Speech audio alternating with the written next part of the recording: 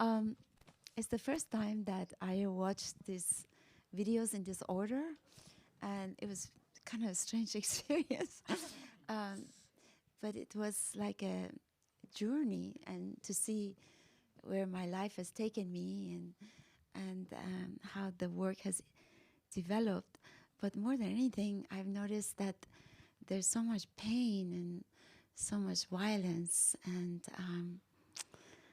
in the collective, really, I think about passage. It makes me think about Palestine and Israel, and it makes me. So many of these films are about death and mourning and war and violence, and I just never realized that so much of the work that I do is an expression of rage and anger and fury. And then the last work, of course. But it was a kind of an interesting journey to watch the very first work, Turbulent, and the last work. So it was very emotional for me. And the world hasn't changed very much, unfortunately. Okay, now. Yeah, thank you. And I think for this Q&A, we will keep it in that manner that you said. It's about kind of an evolution of you as an artist. It's from the first film is from the 90s, and then we go on until 2023. So a lot of things happen also in the world, and a lot of things happen in your life, and a lot of things happen to in terms of technology and different mediums that you've used. And we'll try to talk about these 6 works in that way. But before, I want to reverse a little bit and maybe ask you about the time before you made Turbulence also. So you were born in Iran, and then you moved to the US, and you became an artist, and you worked with still photography in the beginning, and then Turbulent is like the first video work. So as this is a cinema, we're focusing on the video work. So if you can just speak a little bit about that period of your life and this, how it all began in a way. I make it quick. I was sent by my father to the US to study without predicting that there would be a revolution. And we used to really fantasize about America and all of that in Iran. And I never really liked US very much, and I wanted to go back. But then came the 1979 revolution, which brought down the walls between Iran and US, and I didn't see my family for the next 11 years. And then there was the war with Iraq. And so my early adulthood, young adulthood, I was a terrible student at school. I really couldn't focus because everything was disrupted around my life. And it was exactly at that time at UC Berkeley. So I was one of the worst students, but also psychologically, economically, everything, I was cut off. And the Iran and US broke diplomatic relationship. So for the next 10 years, I was sort of high anxiety living until I moved to New York. And at that time, I decided I didn't want to be an artist. Just moving very fast. Finally, in 1990, I was able to return to Iran and to visit my family. By now, I had a young son, half Korean, half Iranian.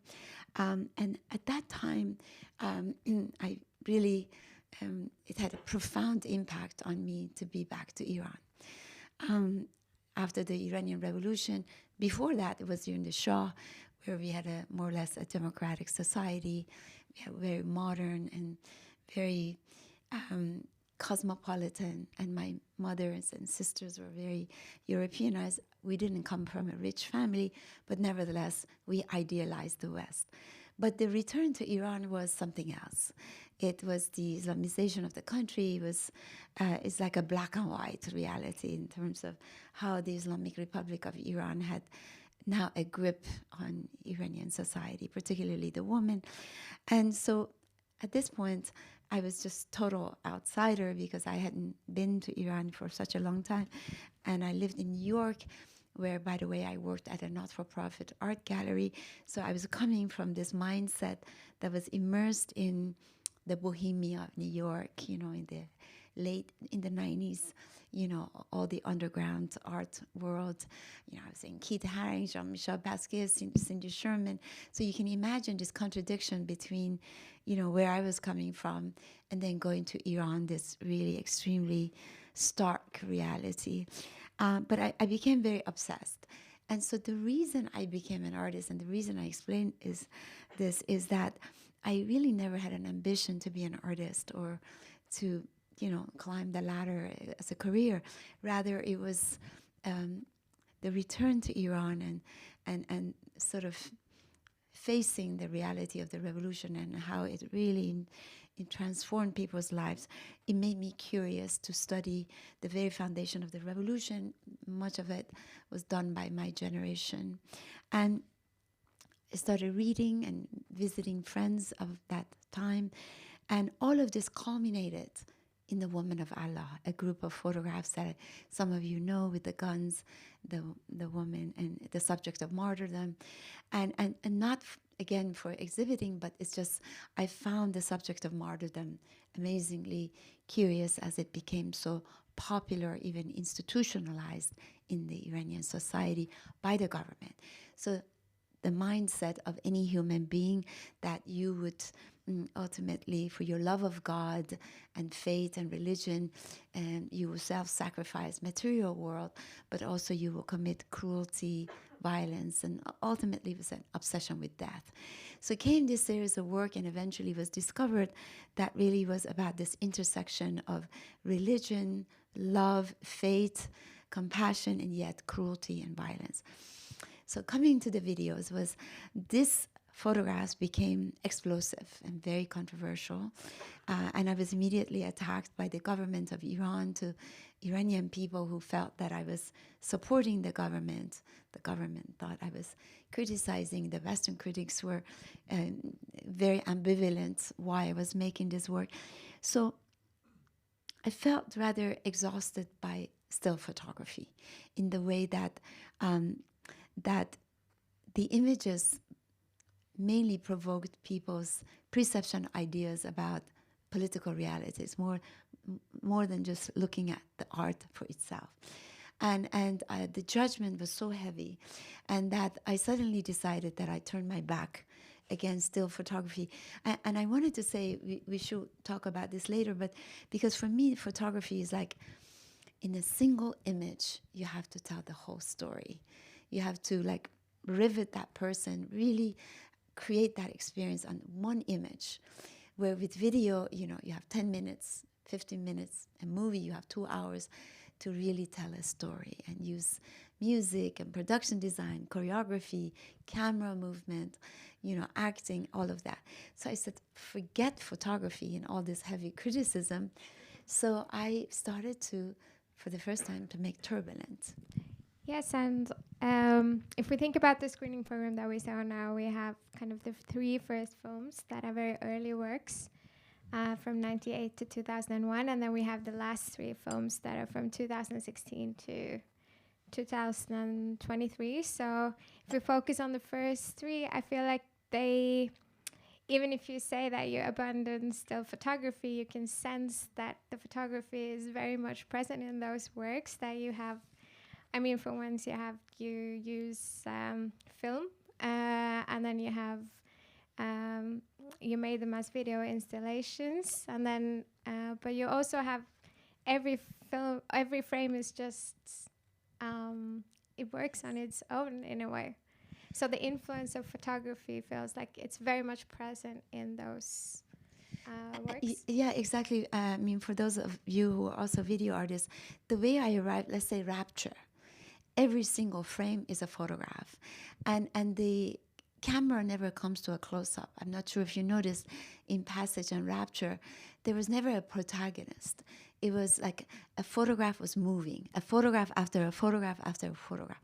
Even the way we edited, which was, by the way, when people sitting in between the two screens, for me was very interesting that they had to be the editor because it was impossible to see the two sides. And sometimes you had to make a decision which side you were going to take to look at. So the really a constitution of Rapture and Fervor, and Turbulent were about images talking to each other. And it was also about this notion of opposite. In Turbulent, you had a female singer, a male singer, a stationary camera, rotating camera, a full theater, an empty theater, a traditional song, untraditional songs. She just sang like guttural, and that everything was forbidden and allowed. And then in Rapture, the women were in nature, the men were in a fortress. The woman left in the sea, the men stayed. So it was a highly conceptual approach to making films. And I had no pre-existing model. It was absolutely like a naive approach to filmmaking. It was like a dance choreography. For me, Rapture is really like a dance. When I look at it and the way of telling the story.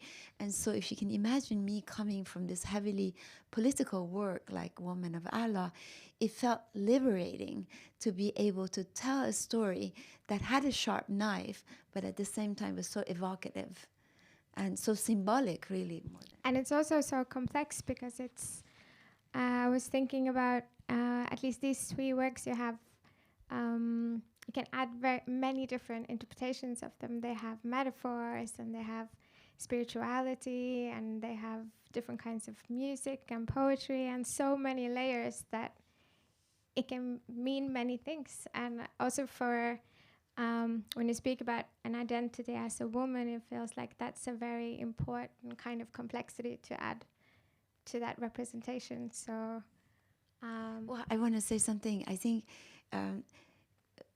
I found that very difficult to achieve in photography, because there is something about photography that, as much as you want to build symbolism, allegory, it is so rigid, it is so connected to reality, and that I couldn't build the kind of enigma, the mystery, mysticism that I wanted to build in a video, in a photograph. And mind you, that all my photographs are human portraiture. But it was just, they were like, so there's no landscape background. Everything was in this human expression. And you had no help with music or choreography or landscape. Everything was expressed right there. And what I found is that with the photographs, people really wanted me to be very clear. What is your point of view? What are you saying? Are you pro-Islamic revolution or are you criticizing it? You know, there is no place to be ambiguous, because I think the medium of photography, it is that, I don't know how to explain it. No matter how conceptual I was approaching it, there was a stop to it. But with video, there's so much layers of mystery I could build. The way it was so unbelievable. Women appeared and turned their back, and men, it was just like so abstract. But with the photography, the expectation was so high on me in really giving, and I think that Rapture and Passage are also very political work, extremely political, very feminist work. They have a sharp knife in a way that men and women are discriminated in how we are, or turbulent. Women in Iran are not allowed to sing, while men are. Why is that? Then what kind of music can we expect from a woman who's not allowed to sing? So it was really critical. But the way it was approaching the criticism was not like the Woman of Allah, you see? And I think that this is something about the moving picture that you can seduce your audience in the way that with the still photography it's much more difficult. How about collaboration in terms of, for example, music? You obviously collaborated with different musicians for these works, and how did their influence affect the work? I mean, everything is organic. I just, with my work, I just try to build emotions, really. And I work with musicians who, in many ways, I think the calligraphy in my work was always poetry. For me, the videos, the music became like the calligraphy, and the poetry in the photographs was like conveying emotions.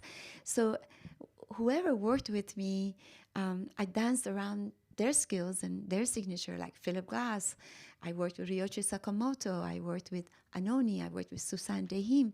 Of course, I was dancing around their signature, but also they had to understand the theme that I was working with, the cinematographer, extremely important to my work, because we storyboarded everything. So it was really me who had never directed anything. Again, I go back to the fact that I don't own a camera. I have never studied video or filmmaking. So everything was about, it was very intuitive. Hey, we had a group of men in white shirt, a group of women in black. They were in nature. They were in, this fortress. They were moving together. And what kind of, like Susan Dehim, the music that she made, she was the singer in Turbulent. And the male singer, I tell you the secret, is the man I fell in love with on Turbulent, who's currently my partner. And he's not a singer, but so our lives we became a team and we became immediate group of collaborators. And to this day, this continues. But so it was about knowing each other's strengths as a singer, as a cameraman, as a production designer, as an editor, as a choreographer, and then creating this very strange work together. It really was hard for me to explain how it developed, but most of the time we had no idea what we were doing. And to this day we don't. We just... I think I read somewhere that in a passage that which was a commission from Philip Glass initially, and then he composed music, but then you yourself insisted on adding the female vocals to... How did you know that? I just read countless articles on this for preparing for this. No, I'm just kidding. And I thought that's quite interesting, because even if you kind of have this collaboration where you have he's making the music and you're making the film, it has to work together more organically. Well, it was a commission. It was a commission by Philip Glass, and he played live too. I chose the subject, and mind you that passage, as you can tell, is a lot about mourning. Is a fictionalized procession of mourning, a funeral. And at that time, my father died. But also, it was at that time, just like today, there was a huge antagonism between Israel and Palestinians.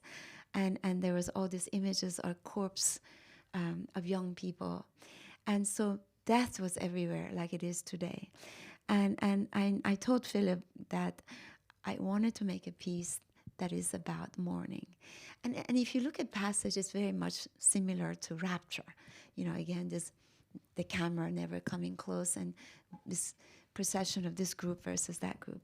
And it was really an intuitive work. But, he has this big orchestra, percussions and all this stuff. But there was something about the human voice that I felt that was really important. And I wanted to just hint at Passage because, like Rapture, if you really look at it, there's a lot of geometry that it's played. The triangles, the circles, the straight lines. And if you look at Passage, it's this group of a circle of women and this line of men. It's very erotic, bringing the body. So there's this very strange, intuitively developed ideas that I found later that just like Rapture, they didn't really make a lot of sense at the time, but they were highly sexualized and highly erotic in the way that it took place. And who was that young girl who also was making the circle, who, was like a strange bystander? Later, people analyzed, and I believe it was me, because I'm always in the safety zone of being in a comfortable place and watching the world hell break loose. And so there was a lot of ideas that developed. And anyway, fast forward to what you asked me, when it came to the final moment of the woman digging, which was really emotional, and they were breathing very deeply, I said, Philip, I'm sorry, but I have already recorded something of this woman. You must absolutely, include that. And he agreed. And it was very strange, because I've always collaborated with a female musician, Suzanne, to collaborate with a male Western composer, very known. But I felt that actually Passage is one of the most melancholic and one of the deepest work that I've made, and timeless in many ways. And I think he did a really beautiful job in responding to the image. But at the beginning, I had really no idea whether we were going to meet in the right place emotionally. Maybe if we can just move on to the second half of the program, then I think both Roja and Sarah made in 2016. But before that, I would say that you became quite famous as a filmmaker. So, I mean, now we've talked about you as a visual artist, but many people also know you as someone who makes cinema as a filmmaker. And you had the work Women Without Men, which also won the Silver Bear for Best Direction in Venice. And I thought maybe we can speak a little bit about that, like how you became interested in working with cinema, and then how that influenced your future work. Well, as soon as I started to make photographs, they said, oh, she's this woman who makes pictures with writing on it. And I was like, I hated that definition. And I think I once went to a collector's home. I entered the bathroom and my work was hanging in the bathroom. I was like, oh God, this is like where this all belongs. No, we have also Norwegian friends here that own my work. I'm very proud of collections. And then after I made videos, people said, oh, she's this artist who makes these double channel projections. And I was like, okay, time to move on.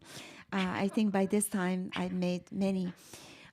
There is something in me, now that you brought up this subject, about the way which we are trained as artists, that you become very good at something and you just repeat yourself a million times and you just get better and better. I don't know what it is about me, this nomadic aspect, or something about me that wants to be a new beginner, and so after I did Turbulent Mini, and it actually won the Golden Lion in Venice and all that, and people were like showing me and all these biennials, I just took a leave of absence of the art world. I was invited by the Sundance Film Institute if I wanted to develop a film, and it was like, me making a movie? No.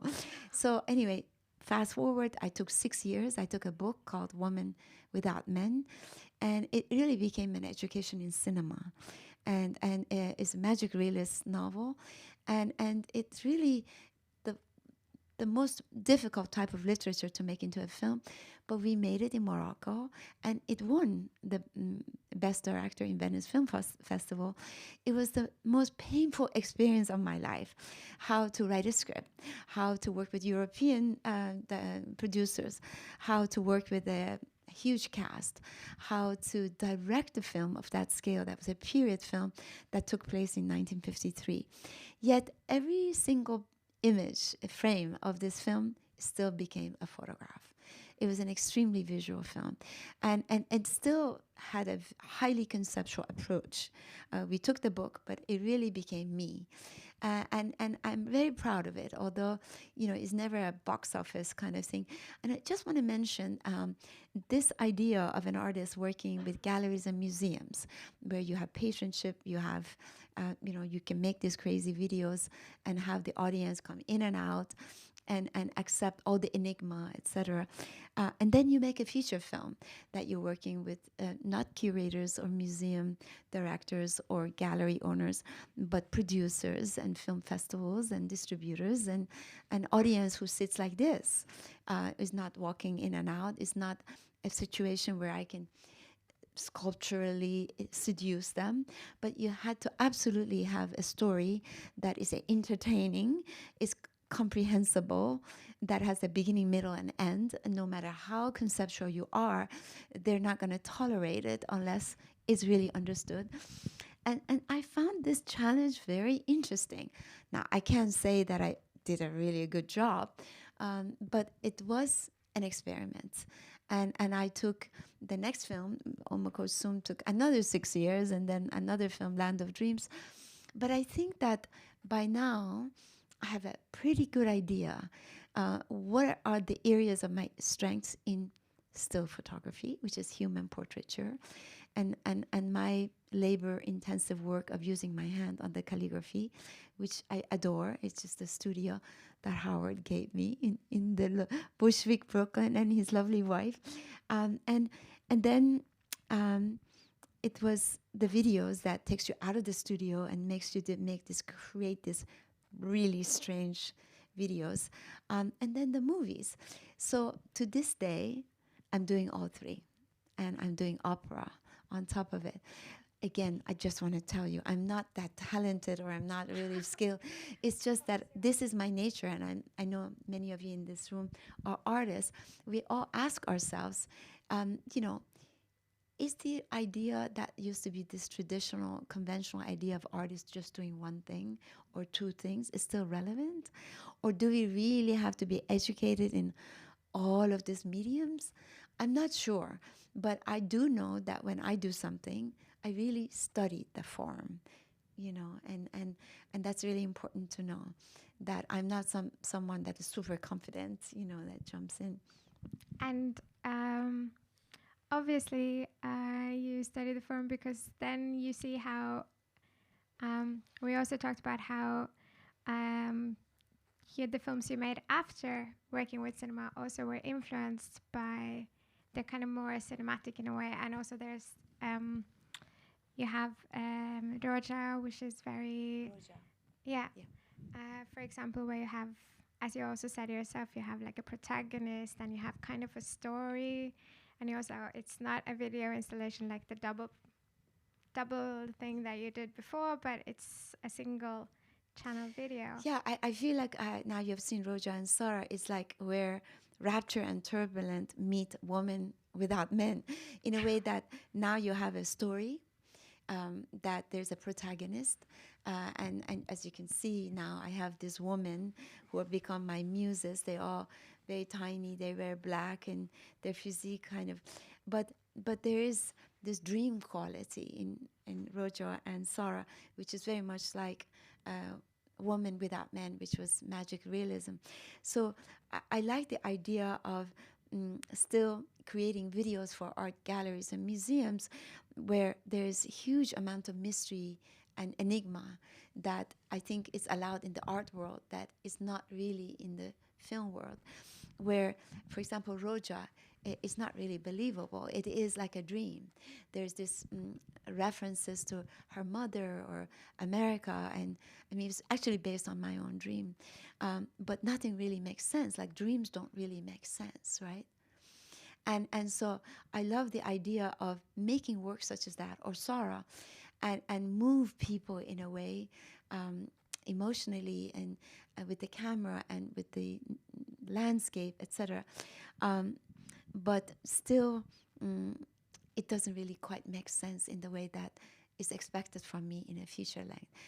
And if I could just go to The Fury, which is the latest work, I went back to the original work of mine of the double channel, but this time is not about male versus female, but it's about the different points of views. really the fury is about the male gaze versus the female gaze, and the state of mind of this woman who's no longer in the state of sanity because of the trauma of the sexual assault, versus the men and their brutality that is projected in their body and their gazes. And then also the way that she views the world and the way that they view her. So I wanted the audience be seated in the middle of these two and be able to navigate, use their imagination to see whose point of view are they looking at, you know. So it's very specific. I would never ever do a double channel projection without a real concept behind it. It's not a spectacle. And so we carefully thought about it in terms of what it means. If we can also, I will open up to the audience very soon, so start thinking about your questions. But if we can stay with the fury a little bit, it's I feel like it's a very kind of it's different in that way that the violence is very direct. And you made it into 2023, and a lot of things happened since September 2022 in Iran. And I'm wondering how that maybe it might have influenced your work with that film. Well, The Fury was made in June of 2022, and Women, Life, Freedom, Revolution happened in September of 2022. It's very interesting because The Fury was making a circle back to the woman of Allah, because this is perhaps the most politically charged work I've made since the woman of Allah. And again, I had similar attack immediately after it came out, before people even saw it, but just the still images. Why?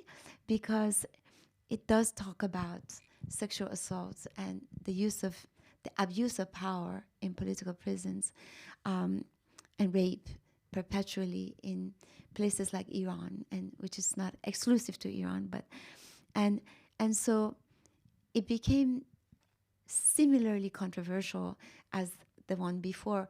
Again, an attack by the Islamic Republic of Iran, the Iranian people who thought that I was kind of being opportunistic, not knowing that I made this video before the woman, life, freedom, and basically it was for me. It was after making all of this very evocative work, it was a return to very political conversation. And the emotions were high. And I want to also say that The Fury is about a woman that is a victim and how her victimization provokes people's humanity and empathy on the street. And in Iran, we saw Mahsa Amini die, and that she became a victim, and that provoked a protest and a reaction. So it was uncanny that even though this was about the story, a very fictionalized story of a woman who lived outside of Iran, but still she couldn't find the freedom in her state of mind because how she was traumatized. She couldn't recover from what she had undergone. But the people who came to her rescue were not Iranian. They were people actually in my neighborhood. So there were a lot of me in this video in terms of how I brought my experience as an Iranian immigrant, my neighborhood, and into the story. And I think that when the work is so politically charged, and when the work is so enigmatic, that refuses to be very biased in terms of pointing finger, in terms of who is evil, who is good, it gets you in trouble, because a lot of people really want you to draw, they want you to tell you what is your point of view. So, which was the woman of Allah and with The Fury. So it was hugely controversial before it was even seen. Yeah. I think we can take a question from the audience if there's a microphone somewhere there.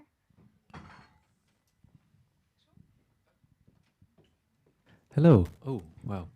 Um, in the selection that we saw, I noticed a theme of women and water, and women moving towards water or through water. And Or there's obviously, floating, yeah. yeah, immersed in it, or journeying towards it. There's obviously a lot of associations we can all have to that, but I wondered if that was, has any significance to you, the relation between those two. It's so interesting you say that because when I was a bad painter, I destroyed all the evidence, don't worry. Um, there were certain images that kept repeating themselves. One was woman floating in the water, the other was woman flying. And eventually, actually, in woman, and actually in Roja, she flies at the end. A woman without men, the woman flies. And then in Woman Without Men, the woman floats. In Sarah, she floats. In Rapture, they go into the sea. And you know, I have to say, as an artist, sometimes you don't really comprehend like why certain allegories, certain metaphors keep coming back, but it must be the idea of escape, my idea of freedom, the idea of extinction, the idea of death, annihilation. Maybe like in movie of Woman Without Men, the very first scene is a woman committing suicide, but actually she's flying. And that was for her an idea of freedom, symbolically. So I think that, in the most mystical way, nature has played a huge role in my work. Gardens, because in Persian culture, in Iranian culture, the garden is a place of freedom. In a mystical, spiritual tradition, in Persian miniature paintings, in literature, over and over again, our mystics refer to the garden as a place of freedom, as a place of drunkenness, intoxication. And in political terms, we always say, you're from the same garden. So for Iranian people who have been for years censored and have been living under dictatorships, nature, whether it's the desert, it's the sea, the garden, they play an extremely important metaphor as a way of freedom.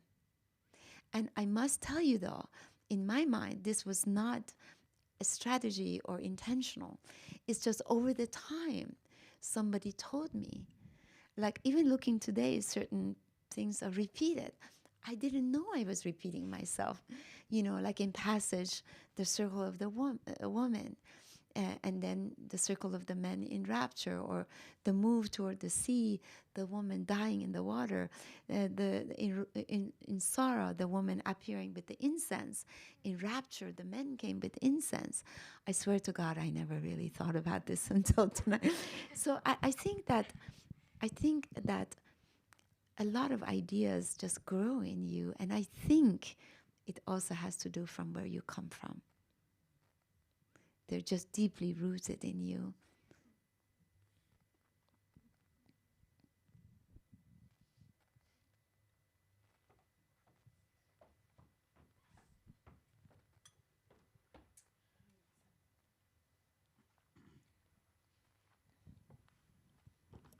Hi. I heard in another interview with you that you were saying that Iranian women are very vocal. And in this selection, like me sitting here as an European woman, when I think about a vocal woman, I think about a woman that speaks a lot, that,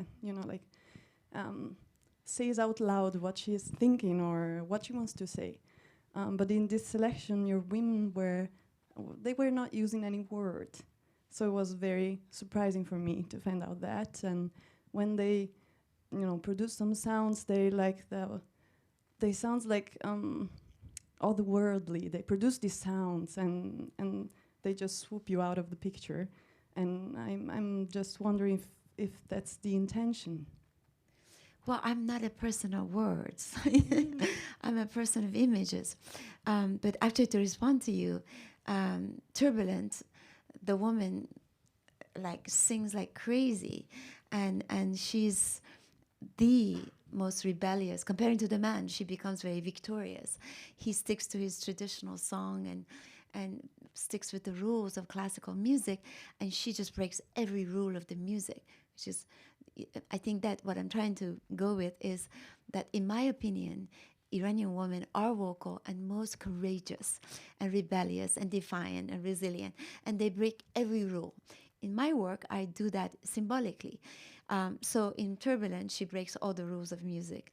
In Rapture, they go in a small boat and they float in the water. What is that? That is a courageous act. They've taken their own destiny into their own hand. In Passage, they are the ones who are bringing back the dead body into the earth. They brought to life. They're returning to the. They have an agency. And in the Fury, clearly she was a victim, and the voice was given to the people.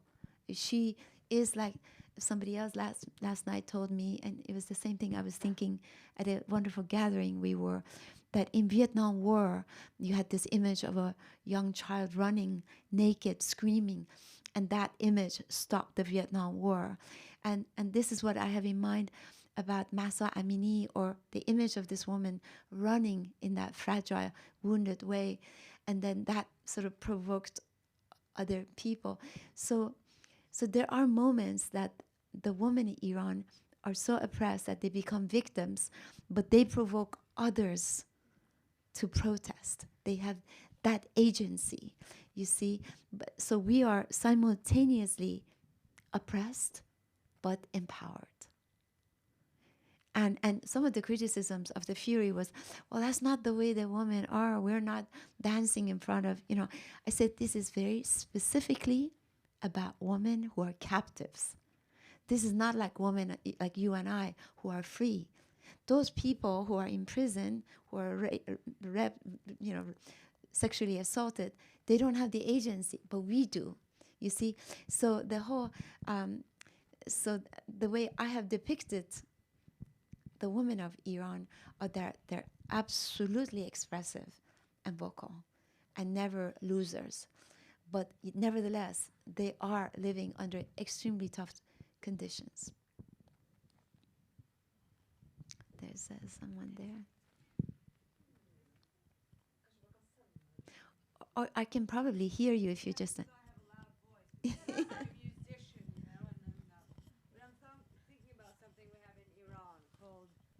Oh, you're Iranian. You're Iranian? Originally, I'm mixed between a lot of weird things, like Feather Island, Azerbaijan, Iran, but mostly Iranian. But I grew up here. I made my first film in this art center with this little girl called Limelight.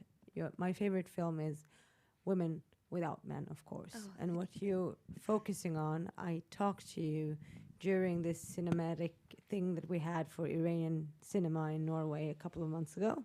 Oh, yes. And I told you that I believe that Woman Without Men should be 5 hours longer because the explanation of the whole industry of the revolution and everything that's happening. And my first film here was about a child who was abandoned that I made here in this art center during war. My second film was an aria based on Madame Butterfly. I believe that there is so much thing about Ghayrat and women and Zan Zendegi Azadi and the war we're all fighting with ourselves by these images that we're watching. So what I was wondering is, how do you endure being a cosmopolitan woman with the heavy burden of being able to tell the stories and having us admiring you? I really don't think it works like that, because first of all, I'm always very surprised when people say, "Oh, Shirin Neshat," like if I'm anybody, because I feel I'm still struggling to make my work. I have a lot of doubts. I have made some not very good work, and I always feel like a beginner at everything. And I'm very tough, and I work hard, and I guess I live off of my work, but I'm still very fragile, and I have a lot of issues and problems like everybody else, political, psychological, emotional. So I always feel that my work has been a way to put in it everything that I've experienced in my trajectory as a human being. And that is a person of imperfection, a person of pain. Like, we were talking about the other day, you can't fake pain. You can't, you can't make a work that is sorrowful unless you've experienced it, right? You can't make political work unless your life has been defined by politics. And so I feel like I am inside of every work I make. And I have my own demons and my own shortcomings, and so I don't ever want to be put on a pedestal, and I want to just feel real, and know that I'm good at certain things. I'm not so good at certain things, and I think as a woman artist, I really treasure my fragility, and the fact that, I'm not perfect, and I'm a mother, and all of that, and the hardship that I've endured is nothing like a lot of people have, but I feel like it's made me a stronger person, being in exile, living away from my family, and and the daily struggle is what makes me strong. And I don't ever want to live in a situation where things are super comfortable. And maybe that's why I keep changing my style of working, because I'm now doing an opera, and I'm really scared, and I make films that make no money. They're a big loss, and I invest everything I have, and so obviously money is not part of the equation. So it's what I'm trying to say is that it's very challenging to be me, especially as an Iranian artist, with a lot of critics, including the Islamic Republic, a lot of Iranian people, a lot of Western critics functioning in the West, and but I taking inspiration from Iranian women, very tough cookies, I just do the best I can, and I try to grow as an artist, and make the mistakes and learn from the mistakes. But I never, ever, ever, ever want to be this monument or someone really important or a success story, because I'm not. I'm still struggling raising money to make my silly films, and I am, and it's very real, and I'm very invested, not just in only my own life, but I'm very concerned about the world. I'm extremely worried about the state of affairs, especially in the Middle East, and I take it very seriously, and I want to make a work that is not just existential, but it talks to the people about the world, about our humanity, about our individual sense of empowerment as women, as men, and so I take my job very seriously, and I don't want to be only in the art world or only in the film world. I want to make work that regular general public see it. Thank you. I adore your work, of course, and I love the way you Thank use you. movement. So thank you. That was a very good There was answer no, but for the things I just asked. I want to share with you. Someone told me, never take praise, never take criticism too seriously, but also never take praise too seriously.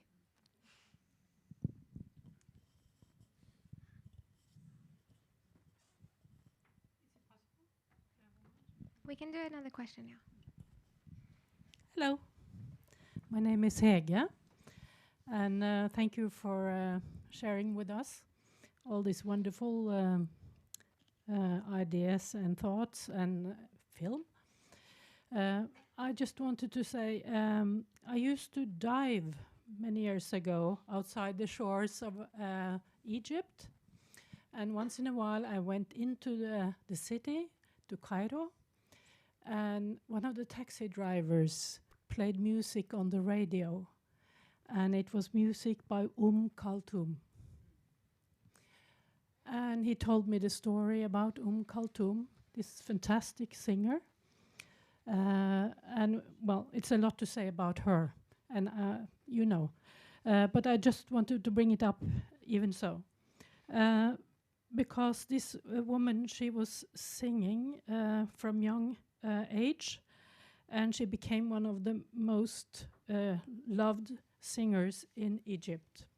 And every first Thursday of the month for 40 years, they would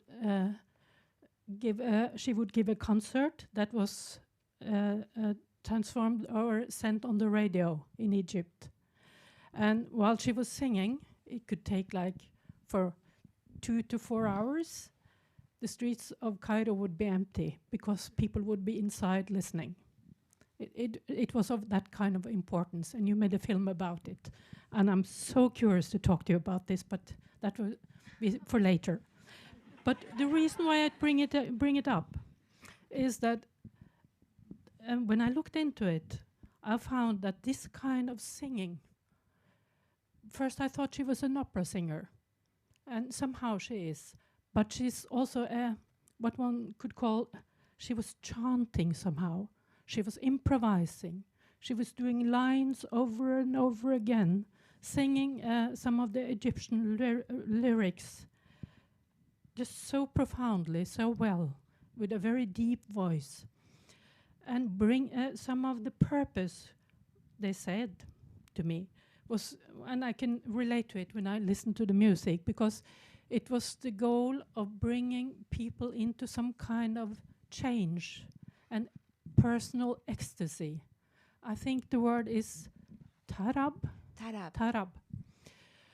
And this word, I was bringing this into looking at your films again, because I've followed your films for many years, and I'm really, I won't praise you because you didn't want the praise, but I followed your films throughout the years with interest, because it's something about tarab.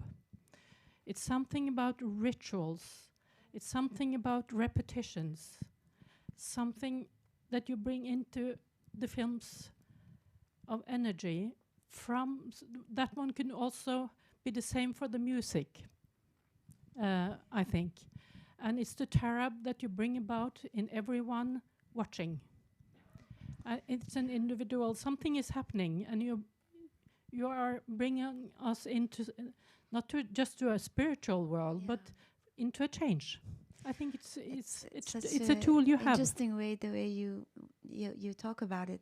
You know, I have to say, I like to look at films and art that moves me to tears, almost like a religious experience, because I find the world is so boring, the mundane, the banality, and I love those moments in life that, whether it's music or just things in the street or whatever, that stops you, and then you just feel like, you know, you feel high. It's ecstasy, it's tarab, you know, and I think it was known for Kulthum's concerts that people just wept and forgot where they were. They forgot literally what time it was, and she would sing for hours and hours. And that's why I made the movie about her, because I think as artists, I think many of you are artists, I'm not exaggerating, but it's not like we just want to impress people. We want to move people. We want to have a dialogue. We want to create an impact, I think, you know. And it's very difficult to do that. We come from different parts of the world. Emotionally, people from Norway are very different than the people from Iran, than Italy, than whatever. And so how could I possibly, as an Iranian, make a work that universally could move you? What I found about Kulthum when I made a film about her is that the Westerners didn't connect to her music the way that Middle Easterners did. They didn't. Where Turbulent, when the man sings, people really loved it. But I think, thank you for mentioning what you said, because I think about Tarkovsky, you know, where I feel like every one of his films is like having a religious experience. And I've seen it many, many times. Sometimes when I feel really a state of despair or kind of just feel awful, I go see a Tarkovsky film.